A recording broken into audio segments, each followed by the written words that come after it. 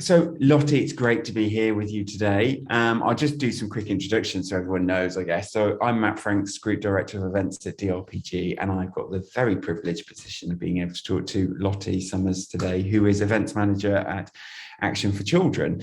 And I'm very excited to hear about your project and the fact that you won that amazing award for at the ICE Awards 21. So thank you for joining. You excited about the conversation? Yeah, really excited. I love talking about this. So yeah, thank you for having me. It's good. Oh no, it's amazing. It's great to be here. So, first of all, this was Boycott Your Bed, wasn't it? And I guess this was a fantastic achievement because there were not just so many entries in this category, but from what I understand, judges saw this in other categories and everybody said exactly the same. So this is really standing out.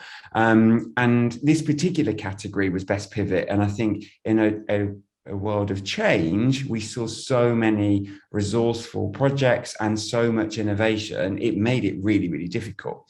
But this does stand out, and it was an amazing initiative, and that's why I'm really excited to talk about it today, particularly because the strapline of ditch the duvet, banish the blanket, and pack away the pillow really stands out to me. And this whole national movement that you created, I guess, talk to us some more about it. Don't leave out the detail because I guess we all want to know what that is. But what was the reason for the pivot? Yes, of course. So this event was previously called Byte Night, and it was Action for Children's flagship sleep out event for the corporate sector. So around 1,000 sleepers across 10 different locations across the UK would sleep out every year. And it was actually known to be the UK's largest corporate sleep out. So participants would raise money to sleep rough on the night. They would attend an event where they would network with other sleepers. They would hear stories about the charity, and they'd take part in some fundraising activities before they went and slept out. And the main objective of that was fundraising. So since it was developed in 1998, it raised over £12.5 million for Action Children. So obviously when the onset of the coronavirus pandemic began, and everyone was, really uncertain about the severity, the length of the pandemic, we knew, we really needed to make a decision because ultimately 40% of the charity's fundraising income was at stake. So that's how we, decided to pivot the event to a digital fundraising event. And then how did you go about working out what you were going to do? Because that's a lot of pressure to work out where you're going to get that fundraising from, particularly in a challenging climate as well. So how did you set about getting to Boycott Your Bed? Yeah, so there was a really, really tight turnaround in terms of development time, but we basically did everything we possibly could. So we actually did some smoke testing on social platforms to test different event concepts and how they were received by our target audiences, and that kind of was a driver towards the event concept direction that we ended up going down. We also had Byte Night boards, which historically have helped with recruitment and fundraising for these big corporate sleep outs. They're quite high value people within the industries, and they actually were significant helpers for us. So we consulted with them. We were getting kind of different directions and getting their thoughts and feedback. And we also worked with one of our corporate partners as well to kind of map things out. So we used a kind of multifaceted approach to come up with the event concept. But yeah, it was tight turnarounds to do so. And it's great that you reached out and engaged so many people, but I dare say that gave you a ton of ideas as well. So what was Boycott Your Bed then? Talk to us about what that was all about and the concept of it. Yeah, absolutely. So what we decided to do was create Boycott Your Bed, which held on to some of the core kind of concepts of Byte Night. So we were basically asking people to sleep in an unusual place, which wasn't their bed for the night, and to raise money by doing so.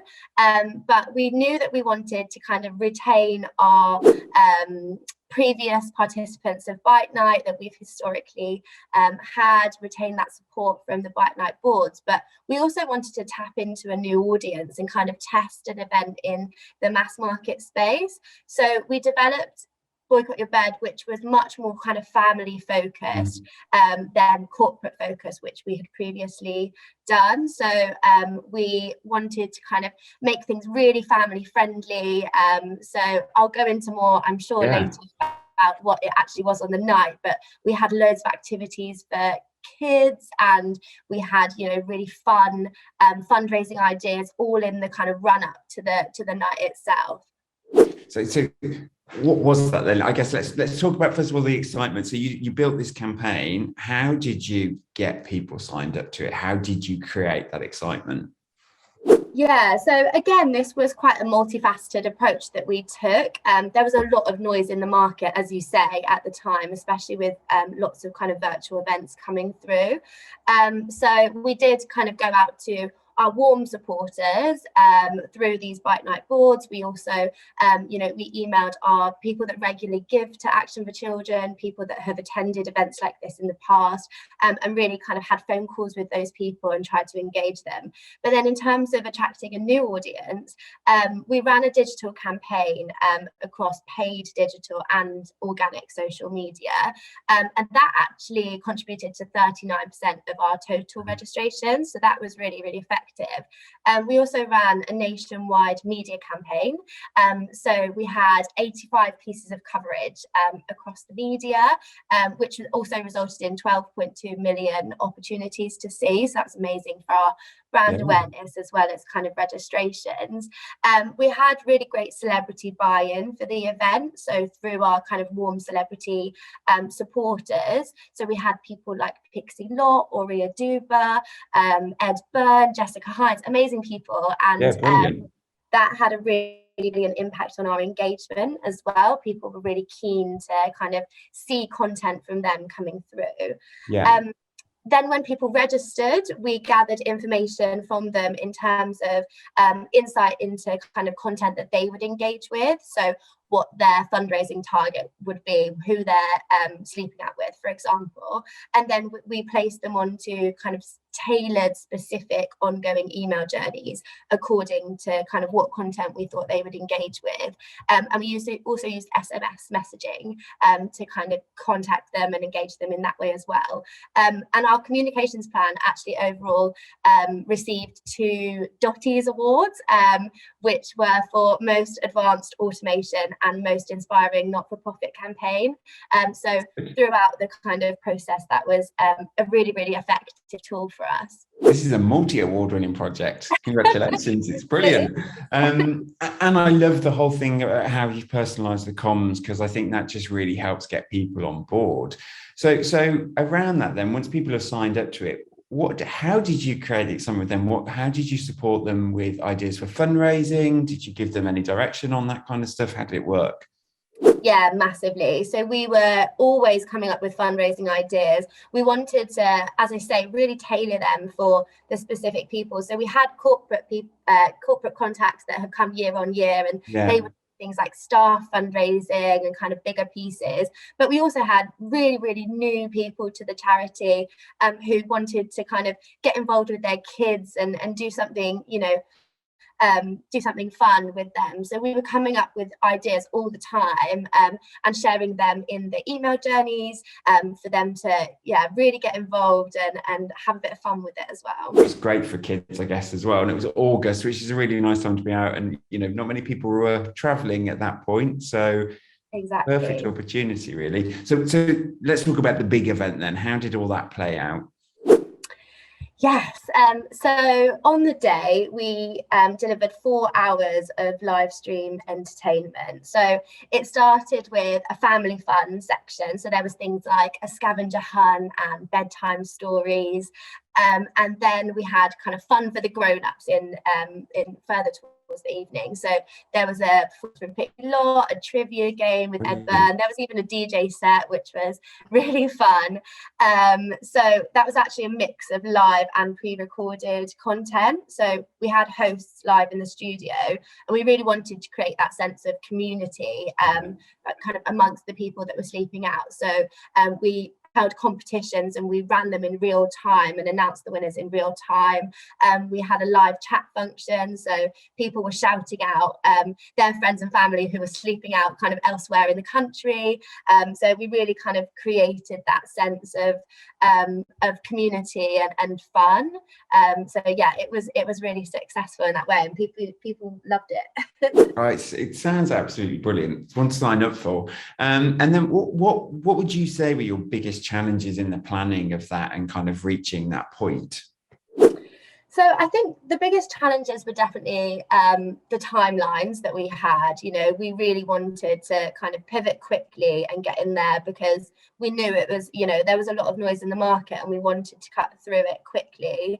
But also, you know, just in terms of our fundraising income, it's so important for us to make that money to keep the charity going. So there was a lot of kind of risks and you know, really important things kind of looming over us when we were developing it. So that was a really big challenge, and also just cutting through those to those target audiences. So there was a lot of testing. We were continuously kind of testing content that was going out, and if it wasn't performing as well, we would take it off and try something else. So there was a lot of kind of challenges in that respect. But also, I think, you know, every event manager that has worked through the pandemic knows that logistics during a pandemic are really, really difficult. So yeah, I think it goes without saying that was quite a challenge in itself. There are so many firsts with everything we're all doing, which is brilliant because we'll all be much, much stronger for it. But at the time, it never feels that way. So I definitely can empathise with what you're saying there. And then in terms of the results of the project, then what was the overall outcome? Yes, so we set a target of £50,000 for the event to raise, and we raised over £350,000. So we were so fortunate to have so many kind of amazing people. Another thing that we set out to do was to pay in the kind of previous supporters of the event, and actually our Byte Night boards that I mentioned earlier were absolutely incredible at rallying support, rallying fundraising, and actually the sleep they brought in contributed to over 80% of the fundraising total. So they were just so supportive and amazing. But also, obviously, we wanted to tap into kind of new audiences as well. We saw over 5,000 people taking part, which is far more than the event has ever seen before. So that was kind of a real achievement. And quite a lot of those were families, were they, as well? Because you targeted the family groups, Exactly. So yeah, this has always been a completely corporate focused event, and actually we had 50% of the participants were families. That's brilliant. So it just goes to show the kind of differences in the audiences for the event. And also, you know, I mentioned earlier we had 12.2 million opportunities to see, and brand awareness is such an important thing for charities to kind of just get people talking about the charity. So we were on Lorraine, Good Morning Britain, Channel 5 News, just to name a few. And then also throughout the night, we were encouraging people to get involved by, they would get involved with the games and interact by using the hashtag Boycott Your Bed. And actually we saw so much engagement on the night that hashtag Boycott Your Bed was trending on Twitter in the UK, which was, you know, just brilliant. That's amazing. That's so good. You know, you're doing something right at that point, don't you? Because you're just looking at it's like so exciting. There would have been, I can't imagine how you must have felt actually, because this was a lot of pressure to deliver a project like this, knowing that there's a real reason behind doing it, which is the fundraising and the amazing causes that you support. But I guess beyond that, you're doing something for the first time, and it's not knowing whether people will connect with it or not. But you've had some incredible successes. That's wonderful. Exactly. We were really going into the unknown, and you know, a lot of us, as you say, it was firsts for all of us in so many ways, and yeah, we couldn't believe it. So yeah, that's really brilliant. And I have to ask this, but what was the most unusual place that someone slept? Well, the most unusual place that someone said, we saw so many unusual places actually. People were really creative, but the most unusual was on the side of a cliff. So he was a trained mountaineer, so That's a good job. it wasn't super random. Don't try it at home. No. But yeah, that was particularly interesting. Again, that's just brilliant because someone doing something like that gives you so much more exposure as well in the conversation. And it's just, it's so good to see. One thing that I think, the pandemic has taught us is innovation and collaboration and people kind of coming together and that, but that camaraderie and how people just, support each other and they really go to town and push boundaries. And it was just lovely. There was so much of that to see and lots of it here as well, which is great. So finally, what does winning the Ice Awards mean to you guys? Honestly, we were so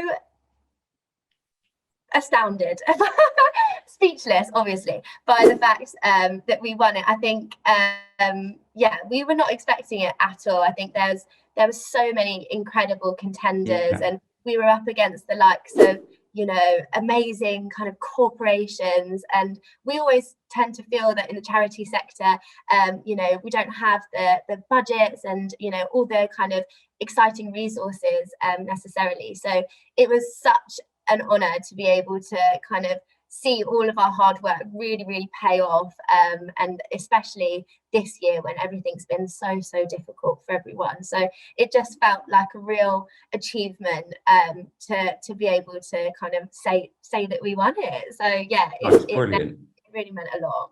And it's clearly, after hearing all of that, it's clearly well deserved. And I think, hats off to all of you guys. You've done an amazing job. And to hear that the judges' comments across multiple categories felt that this was a deserving winner, says an awful lot anyway. So, well, thank you so much for chatting to me today. I've really enjoyed it. And it's been a privilege to understand more about the event. And I honestly believe you guys have done such an incredible job. And with the pressure and everything else, it's just brilliant. So well done. And thank you for taking the time to be here today. Thank you so much. It's been a pleasure. Excellent. Fab. Thanks very much. See you later.